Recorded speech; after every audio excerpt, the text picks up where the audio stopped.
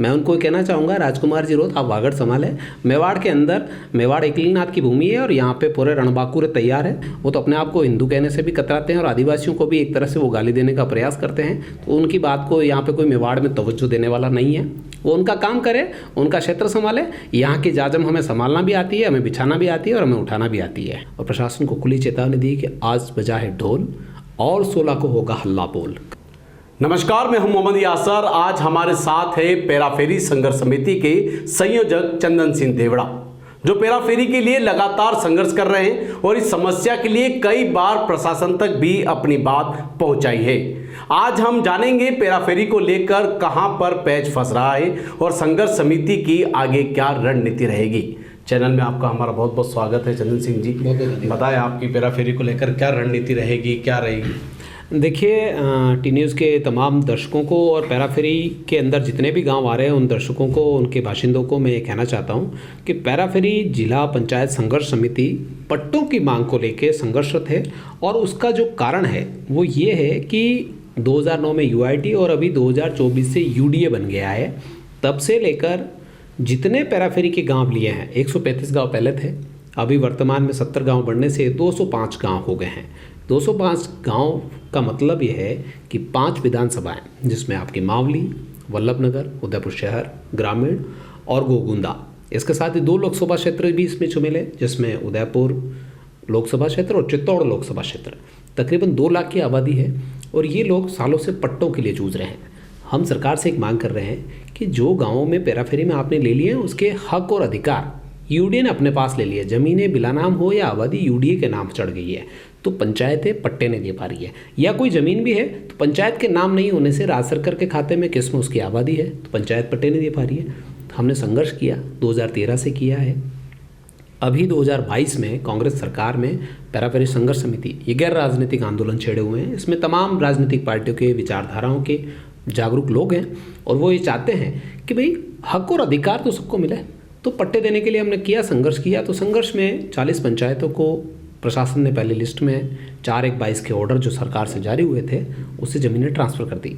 और उसके बाद 4 और पंचायतों को आबादी से लगते हुए बिलाना महाराजी पे, जिन पे भी आबादी बसी थी, वो भी ट्रांसफ़र कर दी। तो हम यही मांग कर रहे हैं कि भाई आप पहले जो कर चुके हो उसी को, आप उस ऑर्डर को फॉलो करो और दूसरी वंचित पंचायतों को भी आप ज़मीनें ट्रांसफ़र करो ताकि संबंधित पंचायतें। आज का प्रदर्शन कैसे रहा आपका? पट्टे दे सके। देखिए, आज का प्रदर्शन हमने सरकार को ये मैसेज देना है कि भाई प्रशासन अगर इसमें निष्क्रियता इसी तरीके से दिखाता रहेगा, इसमें सक्रिय भागीदारी नहीं निभाएगा तो हम लोग उग्र प्रदर्शन करेंगे। और उसी के लिए उदयपुर के चारों दिशाओं में, पूर्व में देवारी, पश्चिम में आपका रामपुरा, दक्षिण में बलीचा और उत्तर के अंदर भुवाणा में प्रदर्शन हुआ है।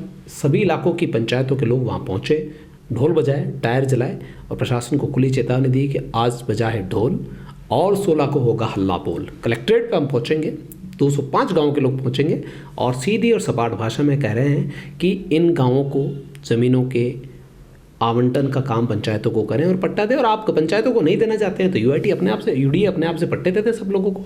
ये लड़ाई जो है आपकी कब तक चलेगी? अगर देखिए, लड़ाई का कोई इशू नहीं है, हम हमारे हक की बात कह रहे हैं सरकार के सामने। और हक, लोकतंत्र के अंदर सभी को अपनी बात कहने का हक है। हमारे सांसद, विधायक, संगठन के लोग ये भी बात पहुंचा चुके हैं। प्रशासनिक तौर पर मुझे लगता है कहीं की निष्क्रियता है। सिर्फ एक 4/1 का ऑर्डर है जिसमें कलेक्टर को पावर दे रखे हैं, उसको फॉलो करा देवे।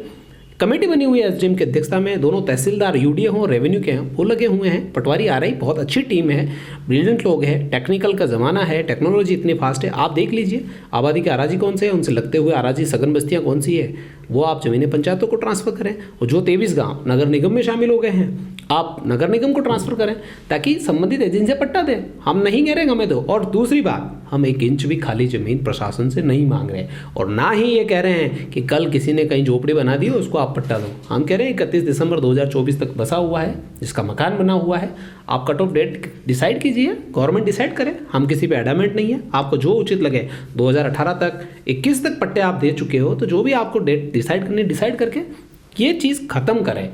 संघर्ष समिति ये चाह रही है कि आम लोगों को पट्टा मिल जाए। दिक्कतें हो रही, न तो लोन मिल पा रहा है, न किसी के प्रधानमंत्री आवास स्वीकृत हो रहा है तो उसको मिल पा रहा है। तो बहुत बड़ी संकट की स्थिति है और सरकार को इस पर तुरंत प्रभाव से एक्शन लेना होगा। आज एक राजकुमार जी रोज जो है बांसवाड़ा सांसद यहाँ पे आए थे उदयपुर में, तो उन्होंने प्रेस कॉन्फ्रेंस में एक बात कही थी कि जो संगठन इसको लेकर लड़ाई कर रहा है वही मकान गिरा रहा है, इसको लेकर आप क्या कहेंगे? देखिए, राजकुमार जी रोत का जो बयानबाजी है, मैंने उसको नहीं सुना, लेकिन जिस तरह से आप कह रहे हैं उस तरह से वो बोले हैं।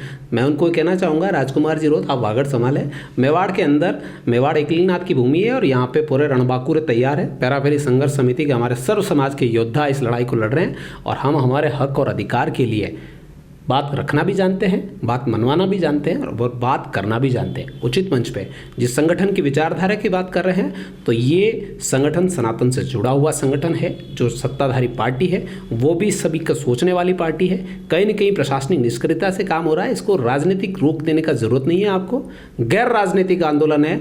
मेवाड़ के अंदर एकलिंगनाथ के जयकारे के साथ में अधिकांश युद्ध जीते गए हैं और हमने भी एकलिंगनाथ के जयकारे के साथ में जीतने के लिए इस युद्ध को लड़ा है। इसमें सर्व समाज के लोग हैं, भील भी हैं, राजपूत भी है और तमाम क्षत्रिय समाज के अलावा तमाम लोग, हर वर्ग का, जाति का, संप्रदाय का व्यक्ति इसमें जुड़ा हुआ है, क्योंकि हम हमारे हक के लिए लड़ाई लड़ रहे हैं और हक के लिए कोई बड़ी बात नहीं है, देनी चाहिए। राजकुमार जी क्या है, आए समय पर बयानबाजी करते रहते हैं, उससे उनका उल्लू सीधा होने वाला नहीं है। वो तो अपने आप को हिंदू कहने से भी कतराते हैं और आदिवासियों को भी एक तरह से वो गाली देने का प्रयास करते हैं। तो उनकी बात को यहाँ पे कोई मेवाड़ में तवज्जो देने वाला नहीं है।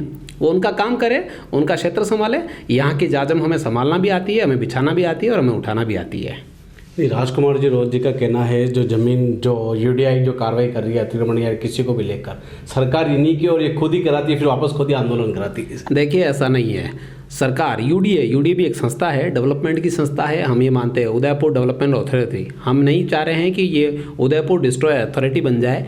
यूडीए अपना विकास कर रही है और विकास में हम सहायक हैं।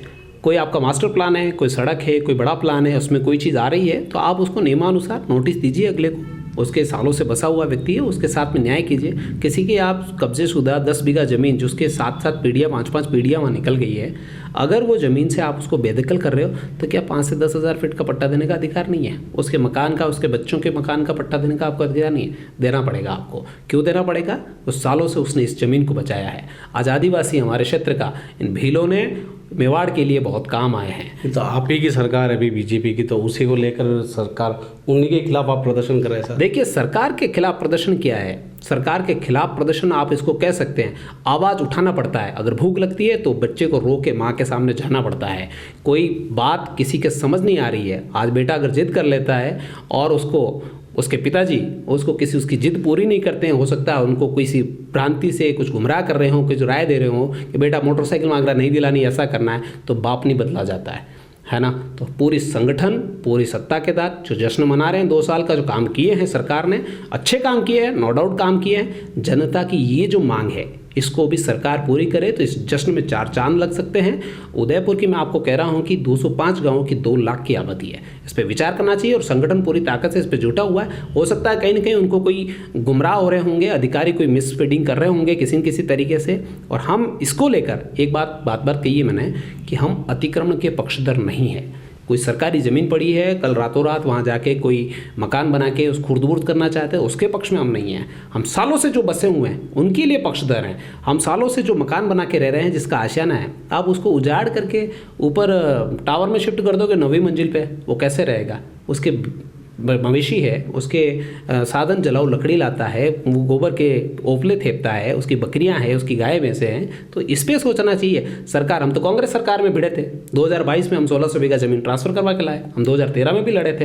तो हक के लिए लड़ना, चाहे शासन प्रशासन कोई हो, अगर उनके लिए कोई गलतफहमी है, उनको कुछ समझ नहीं आ रही है तो बात रखनी पड़ेगी। उनको कुछ लगता है कि ऐसा नहीं ऐसा हो सकता है, तो समाधान टेबल पर निकलेगा। हम वार्ता के लिए समय मांग रहे हैं मुख्यमंत्री जी से, मुख्यमंत्री जी समय देंगे, हम उनको समझाएंगे, बात करेंगे कि जनता की बड़ी समस्या है, इसका समाधान कीजिए। जनता की जन संवेदनशीलता के साथ जनता के साथ संवेदना दिखाइए और इस काम को कीजिए।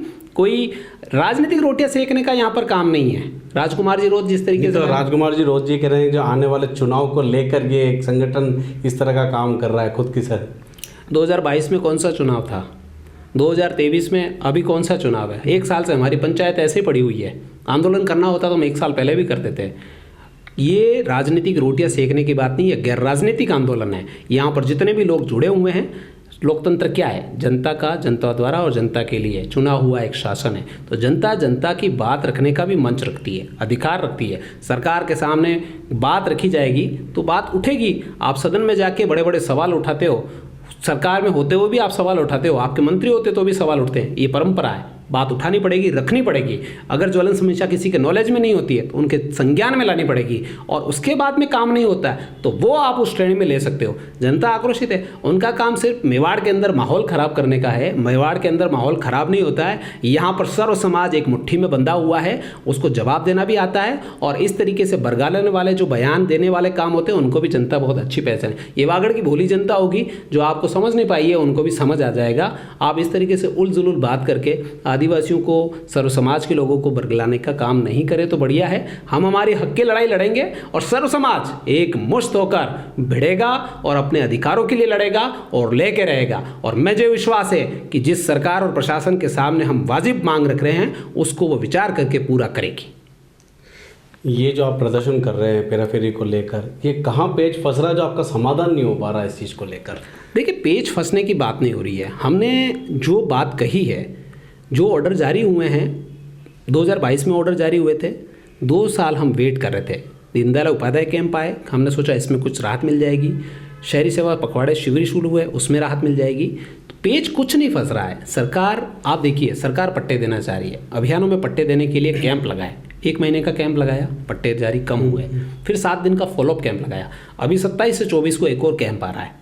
हम यूँ कह रहे हैं कि जब तक आप नियमों में संशोधन नहीं करोगे, पेच ये फंस रहा है। पंचायती राज में 2016 से पहले पट्टे देने का अधिकार है।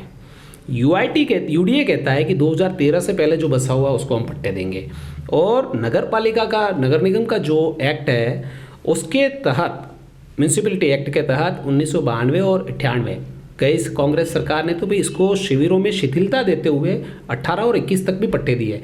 हम ये कह रहे हैं थोड़ी शिथिलताएं आप दे दो, और उसके बाद में आपका जो आंकड़ा है, राजस्थान में 309 निकाय है, उसमें अभी तक 36,000 पट्टे बचे। मैं कह रहा हूँ अगर शिथिलताएं होती है तो नगर निगम के अंदर और नगर निगम के बाहर 5 लाख से पट्टे ज़्यादा जारी हो सकते हैं। और इसके लिए अधिकारियों और प्रशासनिक तंत्र को काम करना पड़ेगा।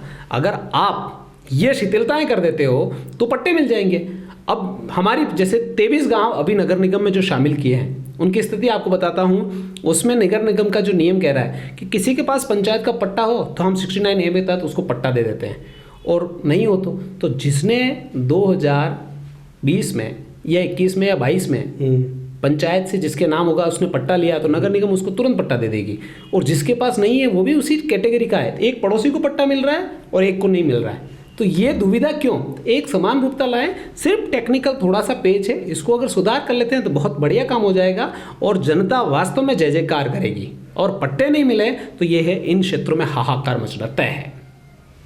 किसान संघर्ष समिति है जो काफ़ी टाइम से एक आंदोलन, एक जो काया हाईवे बना है, तो वो काया हाईवे बना, उनकी सर्विस जो लाइन वो होती है ना, सड़क वो नहीं बनी हुई, जो मोड़ इतना गुम गया है, उसके लिए भी संघर्ष कर रही है। तो उस पर अभी तक आपने कुछ ऐसा कुछ किया? देखिए, मेवाड़ किसान संघर्ष समिति के हमारे विष्णु जी पटेल और उनकी पूरी मदन जी और ये सारे लोग लगे हुए हैं। पेराफेरी जिला संघर्ष समिति ने अभी 2 दिन पहले ही इस संघर्ष समिति को समर्थन दिया है। और देवारी से काया बाईपास ये 24 किलोमीटर का है, और यहाँ पर सर्विस रोड सिर्फ यहाँ से मटून जो अपना सूखा नाका है वहाँ पे थोड़ा सा दिया है, उसके आगे धोल की पार्टी डाकन कोटड़ा के पास में दिया है, और उसके आगे नहीं है। तो वास्तव में रानी जी की बावड़ी और पाराखेत के वहाँ पे सर्विस रोड चाहिए, अंडरपास भी चाहिए। तो हमने भी पीडी साहब जो हैं यहाँ पर प्रोजेक्ट डायरेक्टर हैं अनिल जी चौधरी, पॉजिटिव व्यक्ति हैं, उनसे हम मिले और वास्तविक समस्या बताई कि आप इसमें रानावाड़ी से लेके बावड़ी से लेके पाराखेत में सर्विस रोड दीजिए, और देवारी से अम्बेरी इधर भी आप दीजिए, और 3 जगह अंडरपास दीजिए, ताकि ये लोग हाईवे पे नहीं आएंगे। रोजाना तकरीबन इस हाईवे पे एक रिकॉर्ड बता रहे थे मुझे कि 150 मवेशी मर चुके एक्सीडेंट से, और वहाँ पे आवासीय कॉलोनियाँ होगी। यूडीए वहाँ पे आवासीय कॉलोनियाँ कन्वर्ट कर रहा है लगातार। हाईवे के दोनों छोर पर आवासीय प्लान बन चुके, मकान बन चुके, लोग रह रहे हैं, उनको रोंग साइड आना पड़ता है। आप दीवारी से अम्बेरी वाले मार्ग पे 8 किलोमीटर के दायरे में सिर्फ 2 मीडियन ओपनिंग है, तो व्यक्ति शॉर्टकट चाहता है और उसमें हादसे का काल कलवित हो जाता है। तो इसमें भी हमने समर्थन किया, और हमें पूरी उम्मीद है कि भारत सरकार बजट जारी करेगी और देवारी से आपके अंबेरी तक, और इधर से रानी बावड़ी और पाराखेत के जो सर्विस रोडें हैं वो भी निर्मित होगी, और ये होगी, और नहीं होगी तो उसको आंदोलन जो चल रहा है उसको हम रेगुलर फॉलोअप करेंगे। अगर प्रदर्शन करने के बाद भी अगर आपकी जो रणनीति है जो प्रदर्शन करने उसके बाद भी अगर सरकार आपकी मांग नहीं मानती है तो उसके बाद आपका क्या प्रण? देखिए, जनता का बना हुआ संघर्ष समिति संगठन है।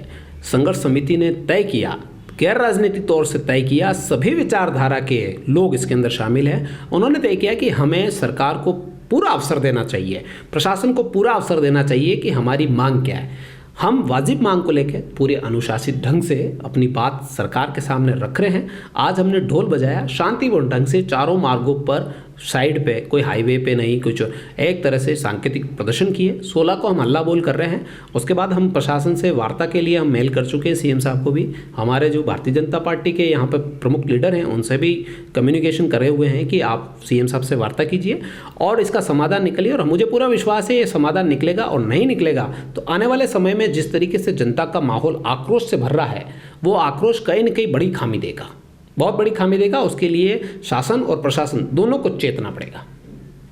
तो अब आप क्या करेंगे सर? देखिए, 16 को हमारा हल्ला बोल है, कलेक्ट्रेट पर ढोल बजेंगे, हमारी मांग रखी जाएगी। और अब तक को हम सिर्फ एक तरफा बात हमारी जाके कह रहे थे, अब हम 1 to 1 के मोड में हैं। आप कर सकते हैं या नहीं, हाँ और ना। निकाय चुनाव और पंचायती राज चुनाव आ रहे हैं, अगर आप करते हैं तो जय जयकार होगी, अगर आप नहीं करते हैं तो यही जनता फिर आपसे सवाल करेगी, उसकी जिम्मेदारी आपकी है। तो केंद्र शासन और प्रशासन के पाले में है, हमारे पाले से हमने उधर फेंक दिए है। ये थे हमारे साथ चंदन सिंह जी देवड़ा जी। ऐसे ही कई हस्तियों से आपसे रूबरू करवाते रहेंगे। देखते रहिए टी न्यूज़। नमस्कार।